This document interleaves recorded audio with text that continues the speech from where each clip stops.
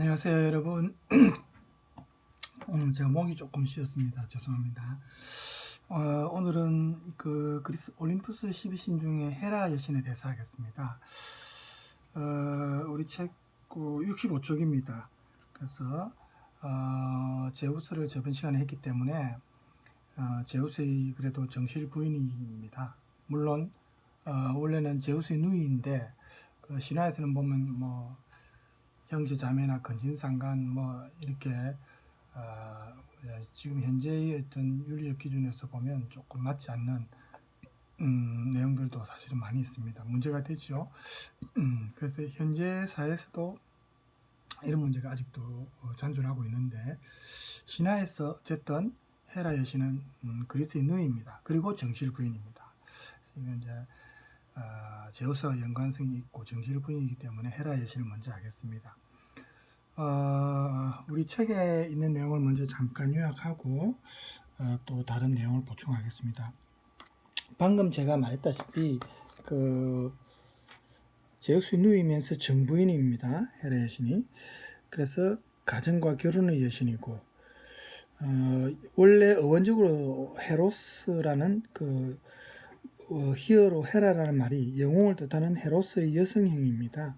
그래서 어원으로 볼 때 이 여신이 원래는 원초적 생명력을 나타내는 대제의 여신이었을 것이다, 이렇게 우리가 알 수 있습니다. 이제 가정의 신으로 이제 축소됐죠, 대제의 여신이.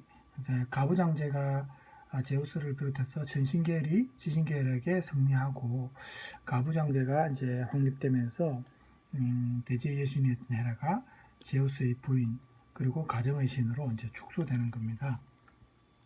그래서 헤라 여신이 보면 뱀이나 물과 관련이 많고, 뱀은 저번에도 제가 얘기했지만 온몸을 땅에 붙이고 다니는 그 습성, 그리고 땅 속에서 겨울을 보내죠.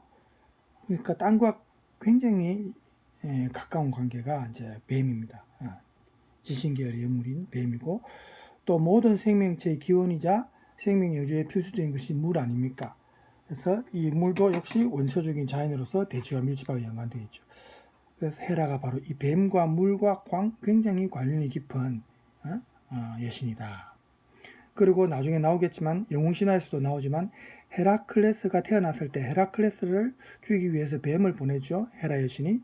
그 물뱀 휘드라는 물론이고, 또 황금 사과를 지키는 뱀, 이것도 헤라가 기르다고 전해지고, 아까 말했던 헤라클레스 이제 남편 제우스가 바람을 피워서 얻은 자식인 헤라클레스가 어릴 때 요람에 이제 뱀을 넣어서 보낸 것도 헤라입니다.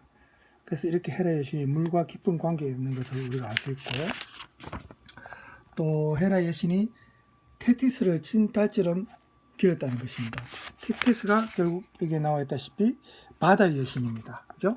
그래서 이 테티스를 친딸처럼 길렀다든지, 또 뭐 카타노라라는 샘물에서 헤라가 매년 이 샘물에 목욕함으로써 처녀성을 되찾았다든지, 이런 얘기들이 나옵니다.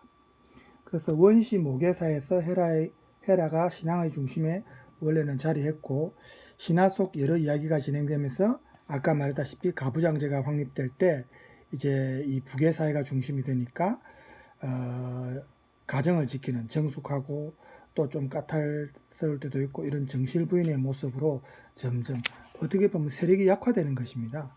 그렇죠? 제우스 신앙 중심의 가부장적 문화가 틀을 잡으니까 헤라의 위상도 좀 떨어지는 거죠. 일부러 그렇게 떨어뜨렸다고도 볼 수 있습니다. 그래서 헤라가 포세이돈이나 아폴론과 힘을 합쳐서 제우스를 무너뜨리려고 몇 번 시도를 하는데, 이런 원형적 기억의 힘, 즉 대제의 여신이었다는 과거에 그런 어떤 기억이 남아있기 때문에, 그리고 이런 시도가 실패하는 것은 이런 위상 변화, 가부장제에서 위상이 많이 떨어졌다는 것을 또 보여주는 계기가 되고, 그래서 제우스가 바람을 많이 피우니까 제우스 주변의 여인들에 대한 복수를 위해서 이제 복수를 하면서 가부장제 가족 제도 속에서 자신의 지위를 유지하는데 충실한 모습을 보이지만, 이게 어쨌든 위상이 떨어진 겁니다. 그죠? 질투하는 모습이 이제 헤라의 주면모로 비춰지니까. 그래서 우리 책에 이제 이런 내용이 헤라 여신과 관련해서 지금 나오고 있고, 그 다음에 이제 제가 뭐 여기에 헤라 여신 이 황금 사과나무와 관련해서 아테나나 헤라, 아프로디테가 이제 황금 사과가 서로 자기 것이다. 왜냐하면 최고의 미인이 이 황금 사과의 주인이다라고 그 뭡니까 질투의 신이 그때 이제 결혼식에 참석해서 사과를 던지고 갔을 때 이 세 여신이 서로 황금 사과가 자기 것이라면서 싸우는 내용이 나오죠. 예. 그래서 이제 헤라 여신이 이제 거기에도 또 연관이 있습니다. 헤라 여신과 관련해서 남은 유적지 같은 건 이제 우리가 헤라 여신전이 그리스에 여기 남아 있습니다. 네, 이렇게 남아 있고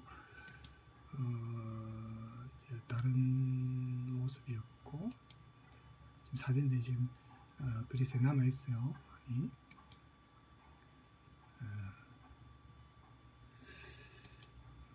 자, 이런 모습들.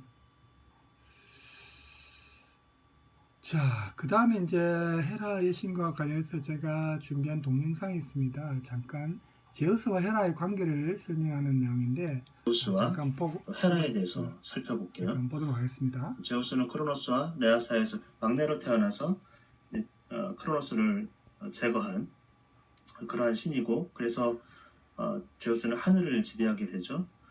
삼형제가 있었는데 포세이돈과 하데스와 제우스 서로 제비를 뽑아가지고 영역을 나누게 됩니다. 그때 이제 제우스가 하늘을 지배하게 돼, 하늘을 다스리게 되는데, 또한 하늘을 다스리면서 기후 현상들 그런 것들을 주관하게 됩니다. 그러니까 기후라는 것은 비를 내린다든지 구름을 모으고 천둥 번개를 치는 그런 신이에요. 그리고 이제 퀴클롭스가 번개를 만들어 주었죠.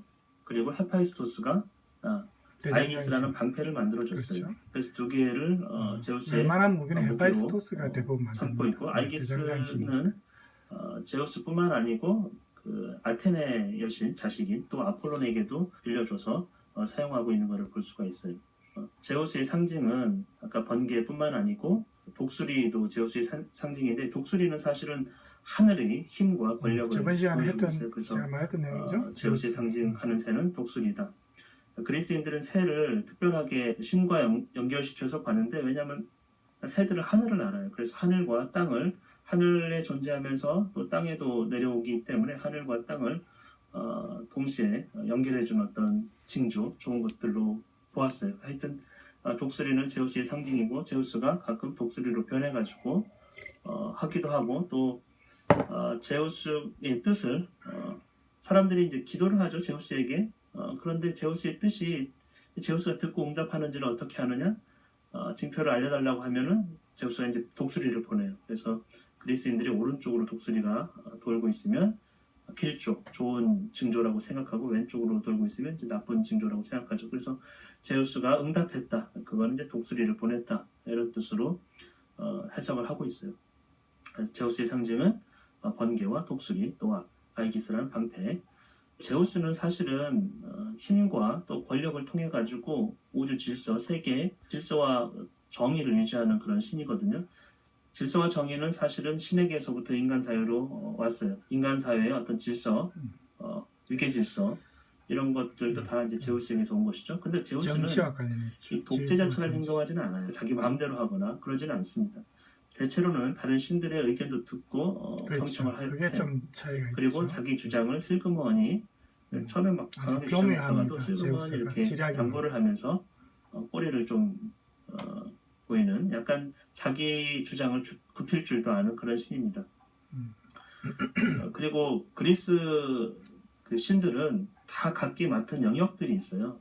그렇기 때문에 그래서 제우스가 그 프로메테우스 같은 경우에 이제 코카서스 산증에 그 형벌을 내리지만, 저번에도 얘기했지만 또 나중에 자기 아들인 헤라크레스를 통해서 프로메테우스를 구하기도 하죠.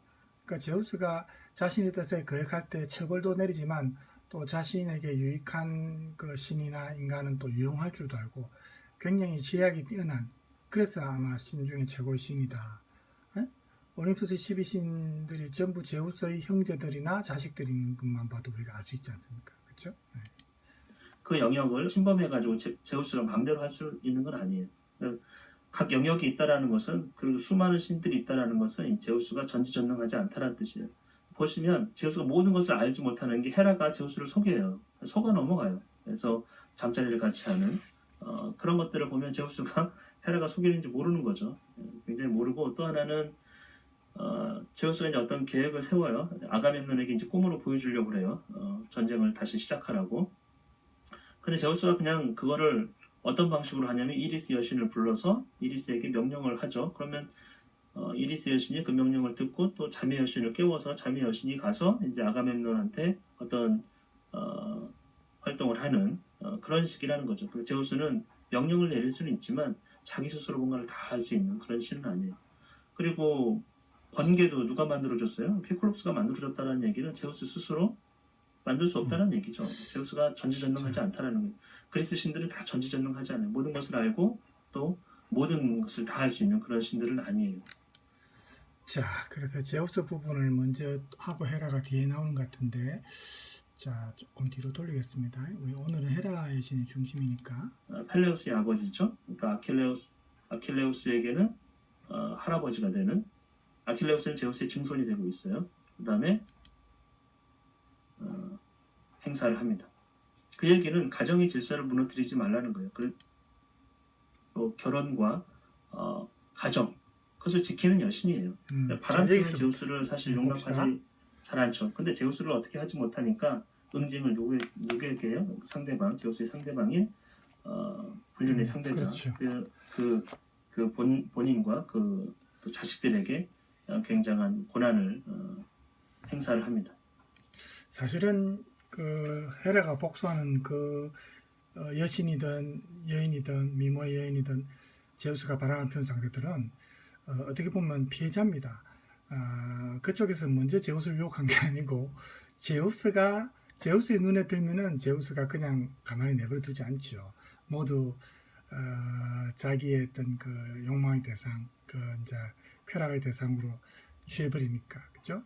그렇지만 어쨌든 헤라가 제우스한테 직접적인 그 복수를 하기가 힘드니까 그 상대방 이제 그 바람을 피우게 된 상대방에 대해서 이제 복수를 하게 되는 그런 얘기들이 많이 나옵니다. 그 얘기는 가정의 질서를 무너뜨리지 말라는 거예요. 그리고 결혼의 신성함을 깨지 말라는 것이죠. 그러니까 제우스도 헤라의 눈치를 엄청 봐요, 사실은. 다른 아마 지역에서는 이런 여신이 이런 정도의 아주 최고의 신을 이렇게 눈치를 보게 만드는 여신이 별로 없을 거예요. 사실은 그렇죠. 제우스가 신 중에 최고의 신인데 그나마 제우스가 눈치를 보고 제우스가 그래도 좀 쉽게 그 상대하지 못하는 신이 이제 자기 정실 부인인 헤라의 신입니다. 그렇죠? 하여튼 헤라는 그런 그 정도의 파워를 어느 정도 갖고 있어요. 그리고 헤라가 이오라는 제우스가 이제 이오하고 이제 바람을 피웠잖아요. 근데 그 이오를 감시하려고 암소로 변하겠죠, 사실은 제우스가. 근데 그 이오를 감시하라고 100개의 눈을 가진 아르고스를 이오를 감시하라고 맡겨요, 아르고스에게. 근데 아르고스가 이제 헤르메스에게 죽잖아요. 그래서 그 아르고스를 기려서 헤라가 그 100개의 눈을 어디에다 붙였냐면 공작새 꼬리에다 붙여줬어요. 그래서 공작은 헤라를 상징하는 새가 되었고요. 그리고 헤라의 특징은 눈이 커요. 감시를 잘해서인지 암소눈을 가진 암소눈을 가진 헤라 이런 표현을 많이 쓰고 있는데 그래서 헤라는 눈도 크고 예쁘다라는 거예요. 또 암소와 관련 있는 신일 수도 있고 일리아스에서는 헤라를 표현할 때 수식어로서 흰파리 여신 헤라라는 표현을 좀 많이 쓰고 있어요. 흰파리 여신이라는 것은 팔이 예쁘다는 뜻이에요, 사실은. 곱고 예쁘다. 그래서 헤라의 미모가 출중했다라는 걸 우리가 알 수 있어요. 게다가 이제 제우스가 인간이든 여신이든 미모가 출중한 그 상대만을 눈여겨 보잖아요. 근데 헤라도 당연히 정실 부인이기 때문에 굉장히 미모가 출중하다라는 걸 우리가 알 수가 있어요. 그리고 헤라는 위풍당당해요. 늘 당당해. 제우스한테도 약간 꼬리를 내리는 경우도 있지만 처음에 굉장히 당당하게 대하는 어떤 여신이고 또 지혜롭기도 합니다. 예를 들면 제우스가 처음에 헤라에게 다가와서 덮치려고 했어요. 헤라를 보고 이제 반했죠. 그랬을 때 헤라가 어떻게 했냐면 조건을 걸었어요. 약속을 받겠다 하고서 무슨 조건이냐면 당신 제우스가 나를 정식 부인으로 삼겠다고 하면은 이제 그 사랑을 받아줄 것이고 그렇지 않으면 이제 거부를 하겠다고 그렇죠. 하니까 제우스가 그거를 약속을 합니다. 처음에는 그거 당신을 했습니다. 정식 부인으로 그죠? 삼겠다고. 그런데 여지까지 제우스를 상대한 많은 여신이든 아주 지혜로운 여신이든 누구든 간에 그런 조건을 걸어가지고 정식 부인이 된 그런 경우는 없잖아요. 그렇죠. 그러니까 헤라가 얼마나 지혜로운지를 좀 알 수 있죠. 그 상황에서 알 수 있는 지혜를 발휘했어요, 사실. 그렇지만 사실 결혼 이후에도 제우스의 바람기가 그렇다고 잠재워진 건 아닙니다. 그죠? 이 최고신의 애정 행각, 또 헤라의 감시, 방해, 이런 에피소드가 굉장히 많습니다. 신화에도 보면. 그래서 이제 어쨌든 이런 내용들이 이제 헤라와 연관이 되기 때문에 또 질투의 여신처럼 또 이렇게 비춰지기도 하는데, 어쨌든 가정을 유지하기 위해서입니다. 이 모든 것이. 그죠? 그래서 당당하게 말하고 제우스에게 양보도 이끌어내는 그런 여신입니다. 그리고 헤라가 결혼했을 때, 제우스가 결혼했을 때 대지 여신 가이아가 헤라에게 선물을 줘요. 무슨 선물이냐면 황금 사과나무를 선물로 줘요. 그래서 그것이 사실은 이 그리스 사람들은 서쪽 끝, 좀 스페인, 에스파냐 그쪽에 이제 헤라의 황금 사과 동산이 있는 거죠. 그 선물을 줬어요. 근데 나중에 이 황금 사과가 다시 한번 그리스 신화에 나오는데 에리스 여신이 헬레우스하고 테티스 결혼식에 아까 제가 말했던 황금 얘기가 사과를 던지잖아요. 결혼식에서. 그쵸? 브라이 여신이 그래가지고 그게 이제 싸움의 불씨가 됐는데 그때 헤라가 자기 미모도 아프로디테 못지 않기 때문에 그 황금 사과가 내 것이다라고 주장을 해요. 그 근거가 있겠죠. 아까도 얘기했지만 헤라도 미모가 출중합니다. 사실은 암소눈의 여신 또는 흰팔의 여신이라고 했을 정도이고 제우스의 아내이기 때문에. 그리고 또 하나는 황금 사과가 이게 헤라 거예요. 가이아한테 받았어요. 그렇죠? 근데 내가 당연히 황금 사과의 주인이라고 생각했는데 이 심판관이었던 파리스가 아프로디테를 선택하잖아요. 그러니까 그 뒤로 헤라는 파리스의 국가, 그렇죠? 도시 국가, 그 트로이 전쟁의 트로이아를 빌미를 아주 증오를 합니다. 그래서 트로이아가 멸망하기까지 굉장한 애를 많이 써요. 그래서 그런 사정이 있었고 또 헤라는 제우스와의 사이에서 이제 헤파이스토스를 낳습니다. 물론 그래서 이거 이제 저번에도 얘기했지만 제우스가 대제의 여신 자기한테 할머니 족보로 보면 할머니 되는 인구 폭정으로 힘들 때 가이아의 관심을 사기 위해서 인구수를 줄이기 위해서 이제 트로이 전쟁을 일으켰다. 그 이 황금사과를 빌미로 이제 그런 지략을 짰다는 내용이 앞에 있었죠. 그래서 그 여인이 그 내용이 헤라 여신과 다 관련이 있기 때문에 지금 여기에 설명이 되었습니다. 헤파이스토스가 제우스하고 관계해서 낳았는지 아니면 헤라 스스로 낳았는지 전승에 따라 좀 다르지만 대체로는 제우스와 헤라 사이에서 헤파이스토스를 낳았고 또 제우스와 헤라 사이에서는 헤파이스토스, 대장장이 신 헤파이스토스, 그 다음에 전쟁의 신 아레스지요. 아레스 전쟁의 신을 낳았어요. 그리고 청춘의 신 헤베, 그리고 출산의 여신까지 헤라의 자식이라고 우리가 볼 수가 있겠어요. 그래서 그 일리아스에서 보면 헤라에 대한 표현이 여러 가지가 나오거든요. 황소눈의 존경스러운 헤라, 존경스러운 헤라라는 얘기가 굉장히 많이 나와요. 일리아스에서 보시면. 그리고 흰팔의 여신도 굉장히 많이 나와요.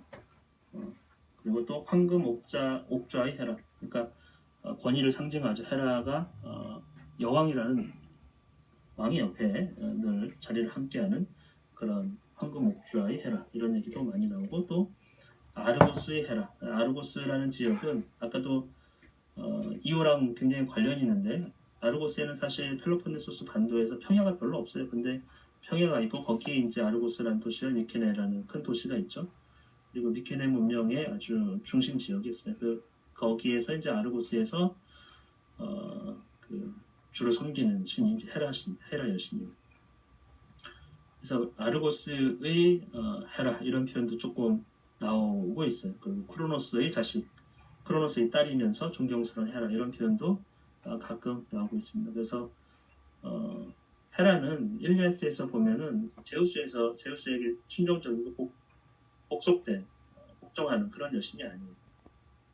따질 거 다 따지고 설득할 거 설득하고 자기 계략에 의해서 제우스를 속여 넘기기도 하고. 그래서 이런 게 이제 원래 아까도 나왔지만 헤라 여신이 대제 여신입니다. 원시 모계사에서 그죠?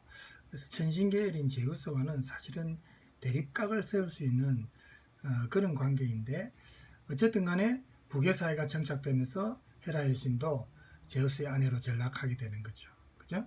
그래서 그 위상이 많이 실추됐다는 것은 우리가 앞서 확인했습니다. 그리고 제우스가 굉장히 자기를 속여서 잠을 재운 것에 대해서 분노를 표하지만 그걸 잘 슬기롭게 또 넘어가요.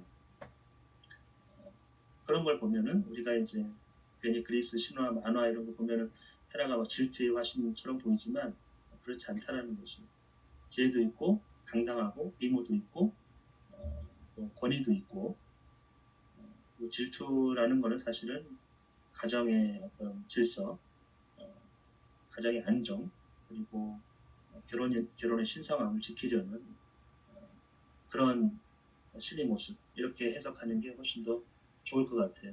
그래서 제우스와 오늘은 헤라. 자, 이 정도 합시다. 제우스와 헤라 관련해서 좀 더 또 뭐 보충할 게 있으면은 뒤에 또 하겠습니다. 그래서 이제 우리 그리스 신화에서 여성 속의 여신 해가지고 우리가 많이 언급되는데, 물론 그 중에 이제 나중에 하겠지만 아르테미스 여신, 사냥과 달의 여신 아르테미스 여신도 있고, 또 아테나, 그죠? 지혜와 공의의 여신, 전쟁의 여신 아테나도 있고, 그 다음에 이제 헤스티아, 이것도 나중에 할 겁니다. 화로의 신전의 수호신 해가지고 이제 결혼을 안 하죠. 노처녀로 이제 살게 되는 헤스티아. 그 다음에 이제 결혼의 여신, 정실 부인인 헤라 여신도 있고, 그 다음에 또 데메테르라는 곡식의 여신도 있습니다. 모성의 원형이라고도 봅니다. 그 다음에 이제 페르세포네라는 지하 세계의 그 데메테르의 딸입니다. 그죠? 그래서 이렇게 많은 그 그리스 신화에서 보면 뭐 아프로디테도 그렇고 이 여신들이 많이 나오죠. 전부 다 제우스와 관계가 있고 제우스의 자식이라든지 뭐 이런 식입니다. 그래서 우리가 오늘은 이제 헤라 여신을 하기 때문에 제가 이제 다른 여신은 뒤에 또 나올 때 설명을 하도록 하겠습니다. 이제 이 헤라 여신 같은 경우에는 신의 족보를 볼 때 헤라가 제우스의 누나로 되어 있다 했죠. 그래서 이걸 보면은 사실은 헤라 신앙이 제우스 신앙보다 훨씬 오래된 것임을 우리가 이제 유추할 수 있는 겁니다. 그죠? 그래서 제우스의 아내이기 이전부터 이 여신이 사실은 이름도 헤라였고, 그래서 이제 헤라라는 이름이 지니는 그 의미가 우리가 다른 사실을 암시하고 있음을 알 수 있습니다. 그 헤라 여신의 조각상이나 이런 걸 보면은 지금 여기에도 이렇게 나와 있지만은 그리스 문화가 한창 꽃피던 시기부터 로마 시대에 걸쳐서 만들어진 상들이 많은데, 제우스를 중심으로 한 올림푸스 신앙이 완전히 자리 잡은 다음에 이제 만들어진 상들이 또 많습니다. 그렇지만 원래는 아까 말했다시피 양손에 뱀을 든 모습이라든지 이런 걸 보면은 이게 원래는 그 지신신앙 계열의 이제 여신이었고, 그 다음에 헤라와 제가 그 사진을 잠깐 찾아봤는데, 제가 여기 하나, 자 보십시오. 이 사진을 보면은 지금 양손에 뱀을 들고 있죠, 그죠? 이런 걸 보면 이제 헤라 여신이 지신신앙과 관련이 있다는 것을 우리가 알 수 있다는 거죠. 그래서 이 여러 이제 조각상 이런 게 있는데, 우리가 보면은 그게 이제 그 북의 사회가 정착되고 나서 이제 만들어진 상에서는 이제 북의 사회 중심의 어떤 시각에서 만들어진 것이니까 그런 모습이었지만, 그 이전의 상들을 보면은 방금 제가 보여줬던 사진처럼 뱀과 온몸을 땅에 붙이고 다니는 대지의 비밀과 이 생명의 원초적 에너지와 관련된 게 이제 뱀인데 이 뱀과 관련이 많다는 것을 우리가 이제 알 수가 있습니다. 그 다음에 헤라가 이제 제우스와 결혼을 이제 하게 되는데 쉽게 한 건 아니죠. 아까도 얘기했지만 그래서 제우스의 아내가 된 과정의 신화를 내용을 보면 헤라가 불화의 여신 에리스가 이제 던진 황금 사과를 놓고 미의 여신 아포로디테와 경쟁할 정도로 이제 아름다웠는데 미모뿐만 아니라 또 정숙하고 위엄도 갖추고 그러니까 이제 이런 헤라를 제우스가 눈독을 들였겠죠. 그래서 이제 이렇게 제우스가 치근될수록 헤라는 이제 사실은 제우스를 멀리했습니다. 왜냐하면 제우스가 바람둥이라는 것을 이미 알고 있었어요. 소문을 들어서. 그래서 이제 그녀의 주변을 맴돌던 제우스가 이 헤라가 동정심에 약하다는 사실을 알고 헤라가 혼자 있을 때 제우스가 천둥과 번개를 동반한 폭풍우를 내리게 해가지고 자기가 비에 흠뻑 젖은 조그만 뻐꾸기로 변해가지고 헤라의 무릎에 앉습니다. 그래서 그 폭우 때문에 깃털이 온통 젖어서 이렇게 바들바들 뜨는 뻐꾸기 아주 가련한 뻐꾸기 모양을 해가지고 헤라 품에 안기니까 헤라가 불쌍하게 여긴 거죠. 그래서 헤라가 뻐꾸기를 품에 안으니까 뻐꾸기가 이제 능글맞은 제우스로 돌변해가지고 소갓지롱 하면서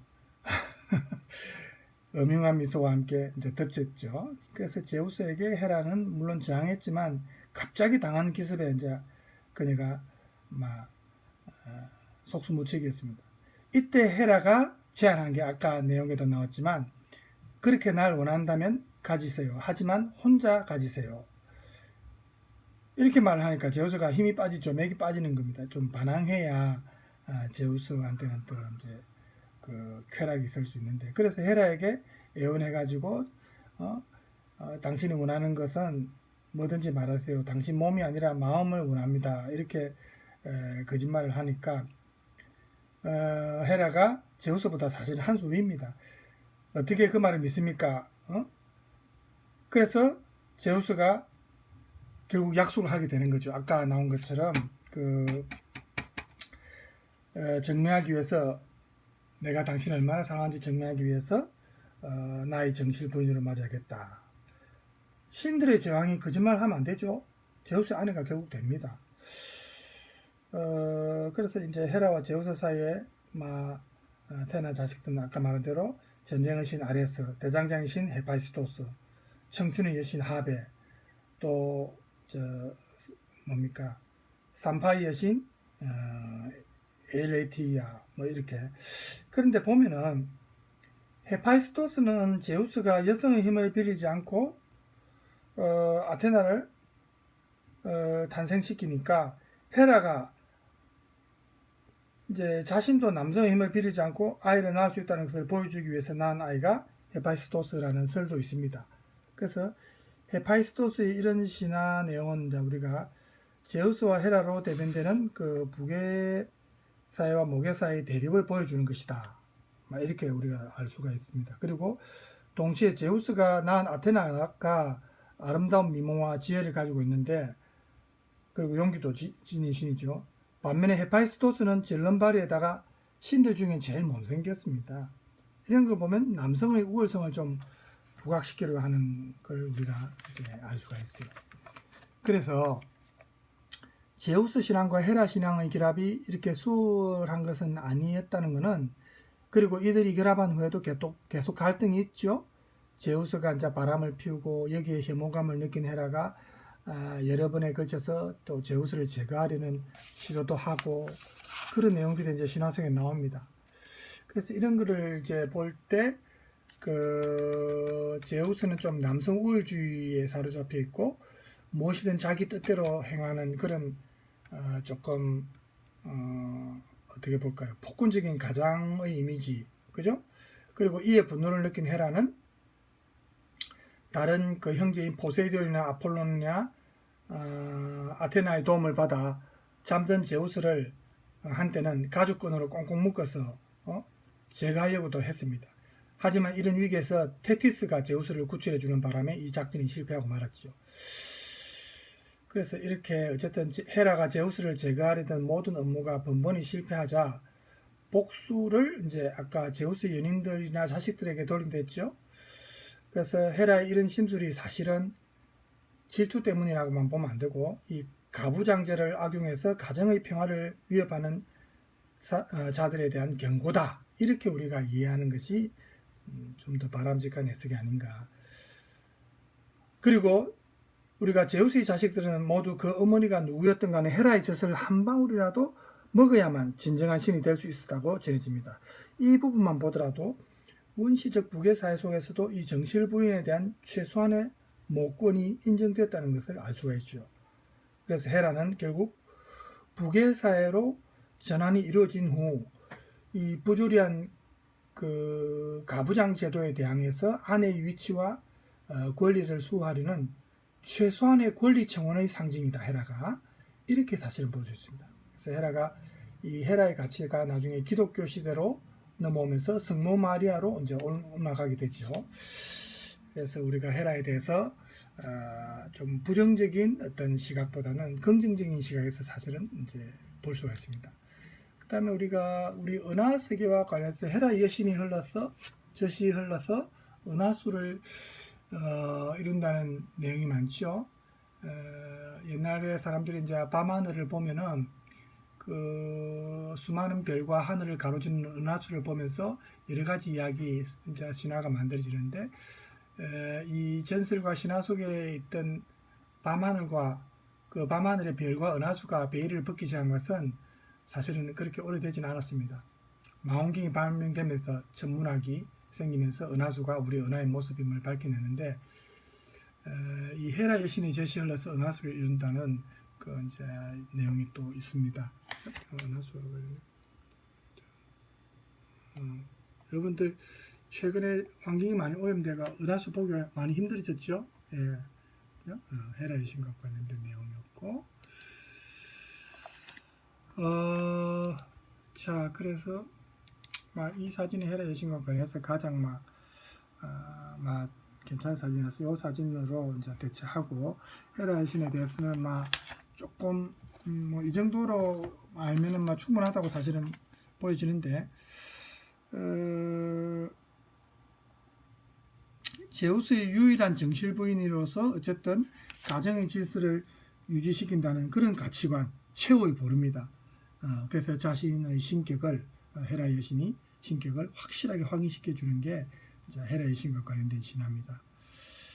그래서 이제 하지만 헤라가 가정을 지키는 방식에서 이 남성 중심의 가부장적 분위기도 우리가 읽을 수 있었고 가정을 지키려는 헤라의 모습은 부정한 남편에 대해서는 늘 관대하고 남편의 애정 행각의 대상이 되는 여성과 자식에 대해서는 가차없고 이런 양상으로 나타나죠. 그래서 남편에게서는 모든 것을 받아들이는 맹목적인 사랑을 구하는 좀 약한 면을 보이는 반면에 외도의 대상과 그 자식들에게는 남편과 자신의 권위를 이용해서 군림하는 권력자의 모습도 보이고 그래서 이런 게 이제 조금 부정적인 모습일 수도 있는데 항상 우리가 장점만 있는 건 아니죠. 장점과 단점을 모두 이제 겸비하고 있습니다. 헤라의 상징새는 공작입니다. 제우스는 독수리였죠. 그 다음에 꽃은 석류, 백합이 이 헤라 여신을 상징하는 꽃이라고 합니다. 자, 이 정도로 하고 제가 헤라 여신과 관련된 그 그리스 신화 만화 동영상도 준비했지만 시간 관계상 생략하겠습니다. 여러분이 또 관심 있는 분은 조금 가벼운 마음으로 내용을 알고 싶은 분은 그 만화 동영상이 있습니다. 그리스 신화 만화 예전에 KBS에서 방영한 적이 있죠. 그래서 이 부분을 또 참조하도록 하세요. 오늘 헤라 여신과 관련해서는 이 정도로 하고 다음에는 헤라 여신 다음에는 뭘 할까요?